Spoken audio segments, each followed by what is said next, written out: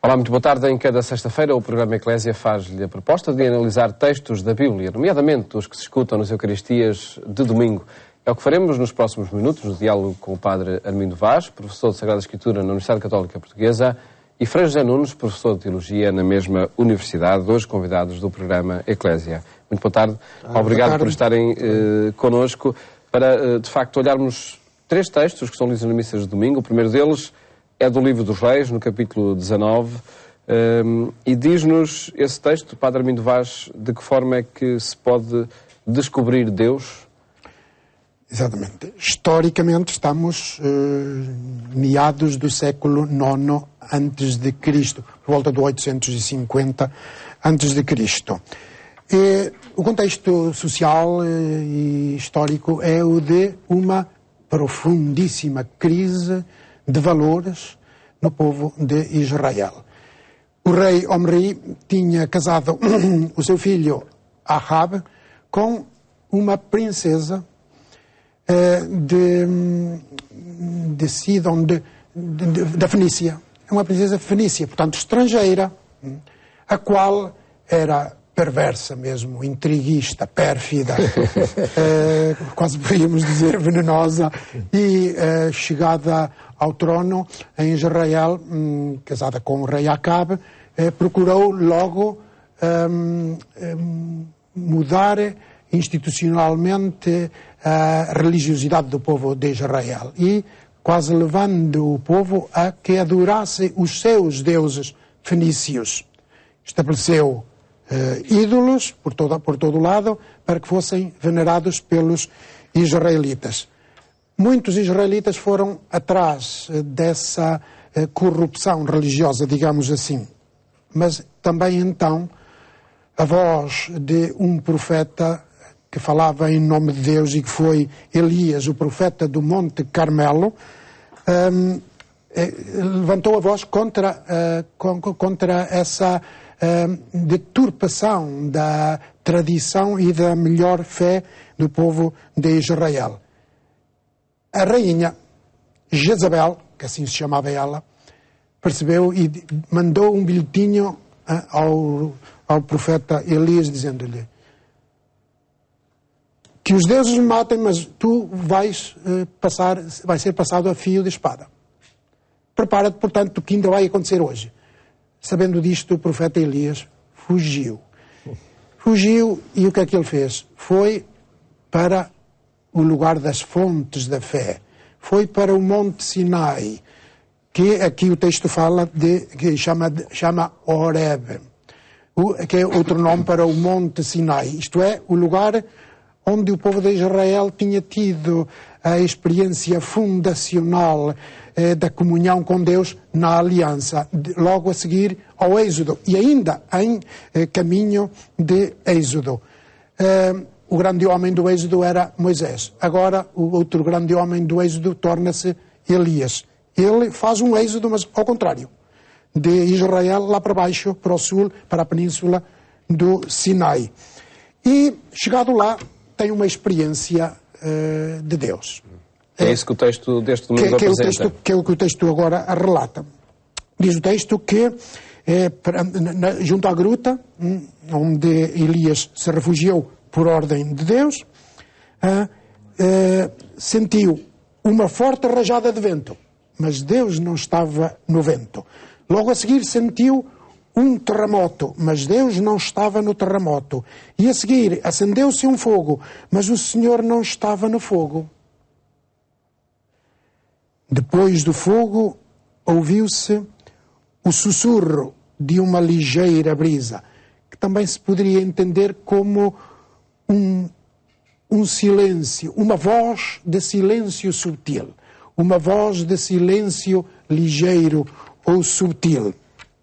O que é estranho, porque, e aí sim, nessa voz do silêncio subtil, Elias captou, percebeu a presença inaudível de Deus. Mas isto é muito estranho, porque em todo o Antigo Testamento se vê que Deus se revela nos fenómenos da natureza. As teofanias são... Na violência. As teofanias são precisamente manifestação de Deus através de fenómenos violentos da natureza. Precisamente no Monte Sinai, com Moisés, em que o Monte Sinai aparece todo a tremer, em fogo, porque Deus tinha descido ao monte e aparece a fumegar. E Moisés falava com Deus e Deus respondia-lhe no trovão. Respondia-lhe no trovão. Palavra que também se poderia entender como voz. É a mesma palavra hebraica, kol, que é a palavra que está aqui. Deus respondia no trovão ou numa voz. Ora bem, porquê, se Deus sempre se revelou na violência dos fenómenos da natureza, aqui não se revela? Porque neste contexto o autor sagrado está em polémica e controvérsia com os profetas de Baal, o deus fenício adorado por esta rainha Jezabel. E então o autor quer sugerir que não, o nosso Deus não é como o deus Baal. O deus Baal era o deus da natureza, era o deus da fecundidade e da fertilidade dos campos, mas também era o deus da tempestade, era também o deus da chuva. E, portanto, neste ponto, o Deus de Israel, Yahvé, coincidia com os atributos do Deus Baal. Mas o autor quer sugerir, nosso Deus não é como o Deus Baal. Não se revela, pelo menos neste texto ele diz, não se revela nos fenómenos violentos da natureza. Ele revela-se no silêncio, no sussurro, na voz de um silêncio subtil. É aí que nós podemos, é aí que Elias ouviu, captou o Deus de Israel, que se manifesta na ausência da palavra. Ele que era a palavra, revela-se na não palavra. Isto é um silêncio que diz, um silêncio que fala. A percepção de Deus e a presença de Deus no silêncio. Elias tem a revelação de um outro Deus, isto é, de um Deus que aparece com atributos novos. Foi esta experiência que determinou, ao longo da história, a percepção de Deus, a forma de perceber Eu acho que na Bíblia também temos uma progressão para, pouco a pouco, ir captando melhor quem é este Deus, para ir conhecendo melhor quem é o Deus bíblico. E se é verdade que durante séculos ou milénios houve essa tendência de identificar ou perceber Deus apenas como o Todo-Poderoso, o Omnipotente, o que se manifesta em forças poderosíssimas da natureza ou outras, e que até é capaz de violências, e pôr-se ao lado de uns exércitos contra outros exércitos, e depois põe-se ao lado de uns para matar outros. Isso aparece na Bíblia também, todos nós sabemos, não é? Mas há uma progressão, pouco a pouco. Começa a descobrir-se uma outra imagem de Deus. E quando chegamos a Jesus, quando chegamos ao Novo Testamento, temos isso límpido, cristalino, transparente. Deus realmente é todo-poderoso, é omnipotente, mas o seu grande poder manifesta-se não na vingança, não no esmagamento, não nas coisas terríveis, mas no amor, no perdão, na fraqueza. Deus é forte, mas manifesta-se na fraqueza. Onde é que Jesus mostrou o seu maior poder? Foi quando se deixou assassinar na cruz. Isto é um mistério, quer dizer, mas, de facto, a Bíblia é todo um caminho pedagógico, digamos assim, de descoberta de quem é este Deus. E isto hoje, acho que, atualizando, transpondo para as nossas vidas, com as devidas distâncias, não é? Há aqui um ensinamento também maravilhoso, existencial. Nós não temos realmente que querer ver Deus, querer descobrir Deus apenas nas coisas espetaculares, apenas nas manifestações de força fantásticas, apenas nos grandes milagres. Elias não descobriu a Deus no vento, no terremoto, no fogo, no silêncio, numa pequena brisa. E então nós também podemos e somos chamados a descobrir Deus presente nas nossas vidas nas pequenas coisas, nas coisas simples, numa conversa com um amigo, na contemplação silenciosa da natureza. E recomenda-se, por vezes, mesmo esses tempos de retiro, de silêncio, Com para... certeza. Os retiros também será um bocado isso, fazer um pouco de silêncio, para perceber Deus presente, não é? Para deixarmos essa barafunda, esse barulho, esse ruído, entre aspas, para podermos perceber que Deus realmente está presente, mas nas coisas simples, não é? Quando estamos com um amigo, quando temos uma conversa, quando sentimos a ajuda de alguém, quer dizer, quando temos as melhoras de uma doença, quer dizer, nas pequenas coisas, até durante o sono, a dormir e acordar, a gente pode fazer a experiência de Deus em coisas muito simples. E é isso que somos chamados a fazer. Não é? E nesta análise que fazemos agora a texto da Bíblia, passamos ao texto do Evangelho que se escuta nas Eucaristias deste domingo, é de Mateus, no capítulo 14, e conta-nos essa surpresa de Jesus diante dos que o seguiam, de caminhar sobre as águas e provocar o susto, mesmo naqueles que o conheciam de muito perto, não é? Sim. Este texto está na sequência imediata do texto do domingo passado, em que se relatava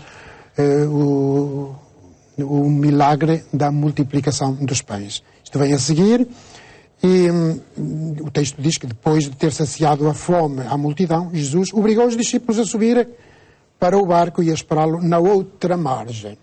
A outra margem do lago.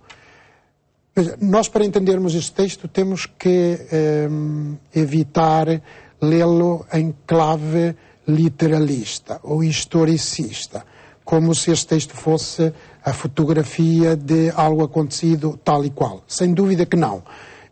Nós compreendemos-lo em clave simbólica.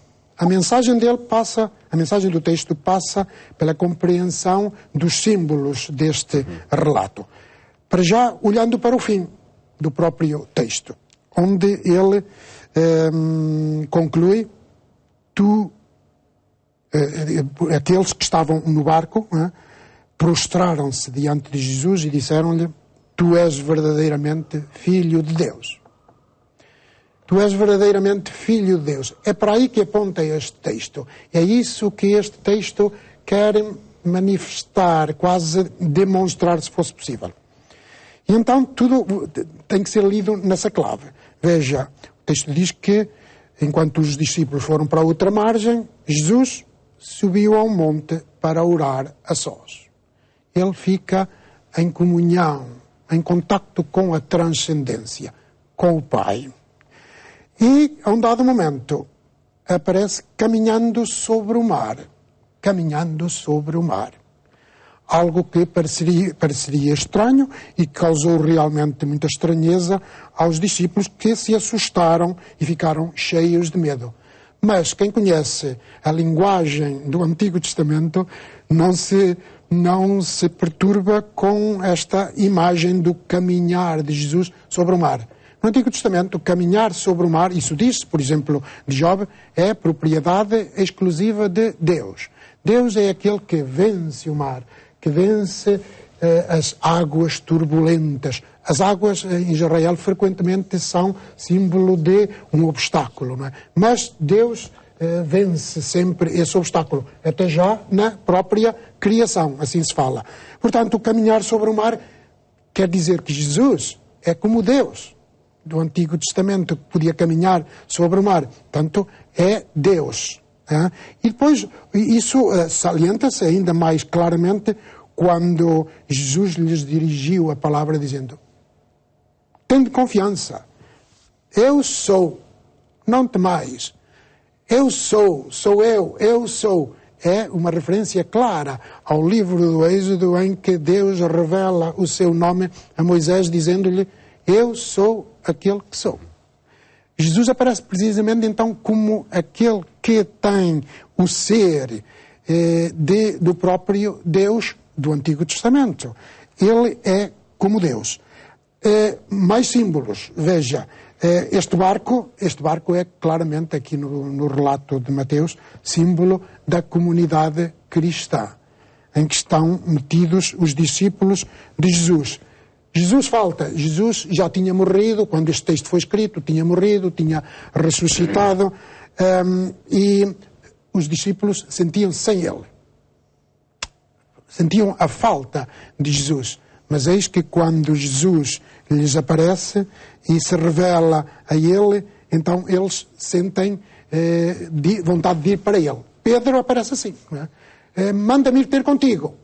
Talvez ao teu reino, para eu passar pela morte das águas do mar, para ir ter contigo à vida definitiva. Talvez isto. Talvez. Mas certamente que o texto não faz sentido entendido à letra, porque Pedro, por exemplo, a afundar-se neste mar. Pedro era pescador, portanto tinha que ser um nadador experiente e não teria medo do vento. O caminhar aqui terá esse outro sentido que sugeria. Simbólico, realmente. Ele afunda-se por falta de fé em Jesus. É preciso ter fé, confiança total e talvez até no passar pela morte para chegar à vida definitiva. Enfim, este texto descreve a condição da comunidade cristã no mar encapelado da vida, no barco açoitado pelas ondas do medo. E Jesus a dizer, vem ter comigo, mas com fé, pela fé. Apresentaram-nos um texto que, enfim, poderíamos ficar nesse episódio do caminhar sobre as águas, desse episódio extraordinário, mas a mensagem vai muito além do Pois, vai neste sentido, exato, vai neste sentido que o Padre Armindo estava a dizer. E caminhar sobre as águas turbulentas, não é? As águas da vida, as águas turbulentas da vida, como estava a dizer o Padre Armindo. Nós podemos entender isso em termos mais individuais, pessoais, ou mais coletivos, comunitários. Em termos pessoais é evidente que a vida tem muita turbulência. A vida não é só os aviões lá em cima que têm turbulência. A vida cá em baixo também tem muita turbulência. E a gente, quando deixa de acreditar, a gente vai-se abaixo, a gente afunda-se mesmo. A crença é uma coisa muito importante. Isto mesmo dizem os ateus, os homens da psicologia ou das ciências humanas, dizem, acreditar é muito importante. Acreditar na vida, acreditar na possibilidade de construir algo, acreditar que as coisas se podem transformar, acreditar que pode vir um dia, um amanhã melhor, isso é muito importante, mesmo para os ateus. Quem deixa de acreditar em qualquer coisa, afunda-se. Quem deixa de ter fé, afunda-se, não é? Que é a experiência que Pedro aqui faz, não é? Quer caminhar sobre as águas, não acredita que é capaz, que Jesus está com ele, começa a afundar-se. Portanto, há aqui um apelo realmente à crença, à fé, ou à crença em valores, ou no que quer que seja, na vida. Mas também há uma dimensão, como o Padre Armindo estava a dizer, comunitária, coletiva. Quer dizer, esta barca, onde vão os discípulos de Jesus, no mar turbulento, representa a Igreja. Não há dúvida nenhuma. E a Igreja também sente muita turbulência, muitas vezes, no mundo. Não é que a Igreja seja o grupo dos santos e o mundo seja o grupo dos maus, o resto do mundo. Não é isso, não se trata disso. Mas não há dúvida nenhuma de que a Igreja, os discípulos de Jesus, também como comunidade, como Igreja, vivem turbulência no mundo. E Jesus diz, não tenhais medo, eu estou convosco, eu não vos abandonarei. Mas isso não nos deve, de maneira, enfim, leviana, fazer pensar, ou ligeira, fazer pensar que realmente a Igreja não tem problemas, e tem mesmo. Eu outro dia fiquei impressionado, vi as estatísticas, e depois até uma reflexão sobre isso, sobre as perseguições de que são alvos os cristãos. Nunca houve tantos mártires cristãos como hoje. Como na segunda metade do século XX e no século XXI. Nunca. A gente fala dos primeiros séculos do cristianismo, que houve muitos mártires. Nunca houve tantos mártires como hoje. E é nos Iraques, e é nas Nigérias, e é nos Líbanos, e é aqui, e é acolá. Não é? Nunca houve, quer dizer, a Igreja, eu volto a dizer, não é que na Igreja estejam os bons e os outros sejam os maus, não é isso. Mas, de facto, os discípulos de Jesus vivem muita turbulência. A Igreja é perseguida em muitos lados. Há muito mártir, não é? E é preciso não perder a fé. É preciso lembrar, e este texto lembra-nos isso, Deus está com a Igreja, Deus está com os cristãos, Deus está com a comunidade, Jesus está com os seus discípulos para lhes dar força, para os não os deixar afundar-se. Não é? Numa referência, mesmo que mais breve, a segunda leitura aponta para essa certeza também, Padre Armindo Vaz, na Epístola de Paulo aos Romanos? Sim, ela é a expressão de um drama interior na pessoa e na vida de Paulo. Paulo diz que sente uma grande tristeza e uma dor contínua no seu coração. Porquê? Porque o povo de Israel ainda está separado de Jesus Cristo. É uma dor lancinante, algo dramático, que se poderia resumir a isto: quem muito ama, muito sofre. Se eu sinto que pessoas muito próximas de mim não fazem aquilo que seria o bem para elas, então eu sou levado a sofrer terrivelmente. Paulo sente-se triste, sobretudo porque sente que o povo de Israel não quer escutar o final da grande sinfonia que foi a história da salvação no povo de Israel e que está relatada no Antigo Testamento. Paulo conhecia essa longa sinfonia, mas faltava-lhe ainda o final. E ele ouviu-a, e viu-a na pessoa de Jesus Cristo. Esse é que é o final da sinfonia. Os judeus não queriam ouvi-la, Paulo quis ouvi-la, convertendo-se. A sua síntese, fazendo sobre este texto. Muito rápido, não é? Pois, eu achei muita graça a esta expressão de São Paulo. Tenho pena que os meus irmãos judeus não acreditem, não é? Ele também era judeu. E estavam preparadinhos para acreditar. E que pena que eu tenho que eles não acreditem. Isto faz-me lembrar muito situações de hoje. Os pais, que pena que eu eduquei os meus filhos tanto na fé e eles agora não vão à igreja. E os avós a dizer, ai, a minha filha, a minha neta, que agora juntou-se a alguém, nem casou pela igreja. Que pena. Quer dizer, e a gente percebe tudo isto é legítimo, estas reações de pena, de tristeza. A gente gostava que muitas coisas fossem de outra maneira. Mas o importante aqui é a gente lembrar-se que o importante é viver valores, viver os valores evangélicos, viver os valores cristãos, e isso todos os podem viver. Mesmo os que aderem menos à igreja, enfim, uma esperança e um olhar positivo sobre as coisas. Agradeço-vos terem estado aqui. Infelizmente o nosso tempo chegou ao fim. Muito obrigado por estarem neste programa, onde quisemos apresentar, de facto, estas mensagens e desafios que os textos da Bíblia sugerem para as circunstâncias atuais. Votos de boa tarde, boas férias, se for o caso, e até a próxima segunda-feira, se Deus quiser. Muito boa tarde.